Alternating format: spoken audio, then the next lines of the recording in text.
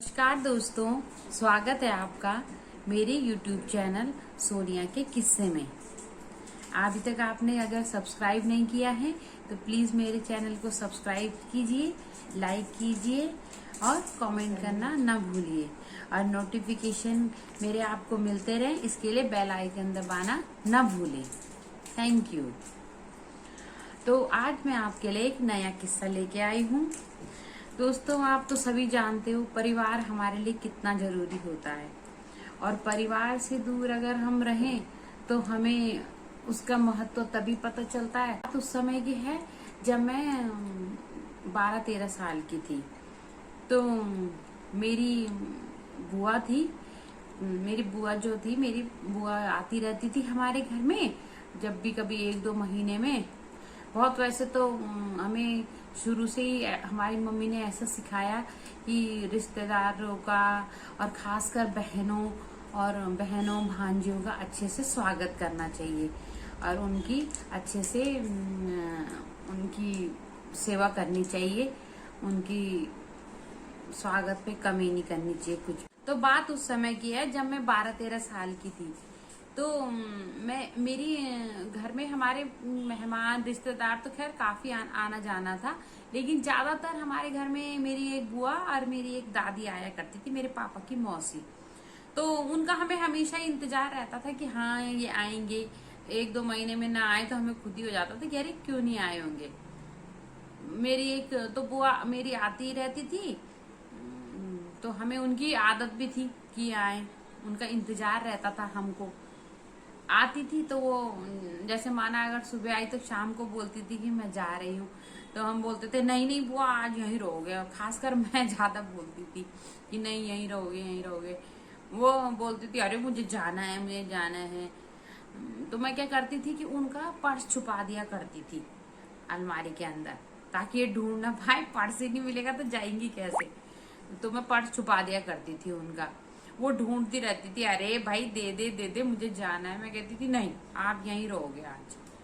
फिर उन्हें मजबूरी में रहना ही पड़ता था। कभी तो खैर वो सुन लेती थी मेरी, फिर कभी जब ज्यादा उनको जरूरी होता था तो फिर नहीं रुकती थी, चली जाती थी। तो एक बार वो आई भी थी हमारे घर, तो उन्होंने मुझे बोला कि मेरी स्कूल की छुट्टियां पड़ी हुई थी, तो उन्होंने मुझे बोला कि तू चल हमारे साथ, मेरे यहाँ चल, कुछ दिन रहेगी। उन दिनों मेरे चाचा भी आए हुए, मेरे बड़े वाले मेरे चाचा जी छुट्टी आए हुए थे, आर्मी में थे वो भी, तो वो छुट्टी आए हुए थे। और मेरे पापा मम्मी सभी थे घर में। तो मुझे चली तो मैं गई बुआ के साथ जोश में कि चलो बुआ के साथ जाओगी, थोड़ा नई जगह उसमें रहेंगे। मैं वहां चली गई। 1-2 दिन तो मैं सही रही उनके साथ, अच्छा मने सही लगा। वहां खैर बच्चे तो इतने बच्चे नहीं थे उधर, बड़े बड़े ही थे सारे। 1-2 दिन तो ठीक रही मैं, नई जगह में थोड़ा होता ही है। लेकिन तीसरे दिन से ही मुझे अपने घर की याद सताने लगी। घर की याद सताने लगी तो मुझे अब वहां पे उस समय फोन वगैरह की तो सुविधा थी नहीं कि मैं फोन करके बात ही करती रहूं। तो मैं अकेले में मैं उनके आंगन के किनारे पे बैठ चली जा रही थी और वहां पे मैं बैठे बैठे सोचती कि अरे मेरे चाचा जी भी चले गए होंगे कहीं अपने ड्यूटी पे, मेरे पापा मम्मी क्या कर रहे होंगे। और मैं ये सोच के मैं ना रोती रहती।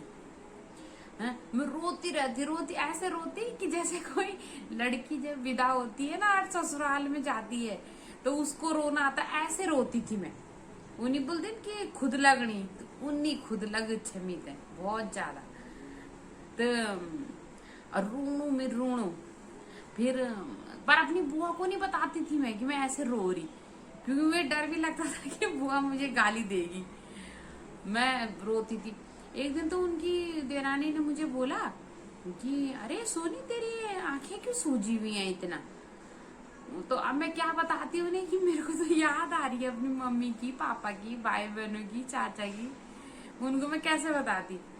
मैं कह रही हाँ ऐसे ही, और वो ऐसा बोल रही तो मुझे और रोना आ रहा। मैं बाथरूम में जाके उनके फिर रोने लग जा रही, क्योंकि आदत नहीं थी हमें ना ऐसे घर से अपनी मम्मी और से अलग रहने की। तो मैं रोती जा रही।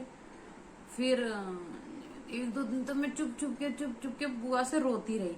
फिर बाद में मुझसे सहन नहीं हुआ, फिर तो मेरे आंसू सबके सामने निकलने लग गए एक दिन। फिर मैंने अपनी बुआ, और मजे की बात ये कि उनके घर में फंक्शन था, उनकी देरानी की लड़की की शादी थी, वहां लोगों का आना जाना शुरू होने लग गया था। तो मैंने अपनी बुआ को एक दिन बोल ही दिया रोते रोते, मैंने कहा बुआ मुझे बहुत याद आ रही है अपनी मम्मी और की। मेरी बुआ ने मुझे खूब गालियां दी। बोला क्यों, तुझे हम खा रहे हैं यहाँ, क्या दिक्कत है, ये है वो है, रह ले भी। मैंने कहा नहीं मुझे बहुत याद आ रही है, मुझे बहुत याद आ रही है। मेरी बुआ ने मुझे खूब गाली देती गई मेरी बुआ मुझे गाली, ये खड़ोलते थे ये करने। मैंने कहा पर मैंने न सुनी, मुझ पे तो एक धुन सवार थी बस अपने घर की, मुझे फिर वहां मन ही नहीं लग रहा था। मेरी बुआ ने ऐसा भी बोला मुझे कि कोई बात नहीं, अब यहाँ शादी होने वाली है, शादी ब्याह में अब तरह तरह के लोग आएंगे, रिश्तेदार आएंगे, तू उनको मिलेगी जुलेगी, फंक्शन अटेंड करेगी तो तेरे को अच्छा लगेगा। मुझे लगा, मैंने कहा नहीं मुझे शादी अटेंड करनी ही नहीं है, मुझे अपने घर जाना है, मुझे नहीं रहना शादी में। मेरी बुआ ने तो गुस्सा तो मेरी बुआ को बहुत आया, क्योंकि ऐसा भी थोड़ा था कि थोड़ा नजदीक में ही था, करीब 20-22 किलोमीटर इतना तो रहा ही होगा, इतना था रास्ता, तो उतना दूर जाना था छोड़ने के लिए। मेरी बुआ ने गालियां देके मुझे बोला चल तो छोड़ के आती हूँ मैं तुझे। और जबकि उनके मेहमान आए हुए, घर में आ गए मेहमान, वो लोग बोल भी रही क्या हो रहा, अब बुआ उन्हें क्या बोलती। फिर मैं बुआ ने मुझे बिठाया ऑटो में और मुझे छोड़ने के लिए, और वहां घर पे अब मेरे पापा देखने लगे, बोला है ये क्या इतनी जल्दी आ गई। मेरी मम्मी बुआ ने बोला ये संभालो अपनी बेटी को, है इसको तो बड़ी याद आ रही है तुम्हारी, इसने मेरा जीना आराम कर दिया। वहां रही नहीं, अपने यहाँ तो खूब कहती है कि बुआ यहीं रहो, बुआ यहीं रहो, और जब मेरी बारी आई तो ऐसे कर दिए इसने वहां पे इतने ड्रामे, लो संभालो, और तू भी रहे अपनी मम्मी और के साथ, बड़ा मम्मी पापा कर रही है। तो इस तरह से मैंने अपनी बुआ को बड़ा परेशान करा, बेचारी इतने शादी वाले घर से मुझे ऐसे छोड़ने आई। लेकिन उस दिन मुझे वैल्यू पता चली अपने परिवार से अलग होने की, कैसे मतलब हमें परिवार हमारे लिए कितना महत्वपूर्ण है, ये हमें उनसे दूर होके ही पता चलता है। तो यही मेरी आज की किस्सा था। आपको कैसा लगा, उम्मीद है आपको पसंद आएगा।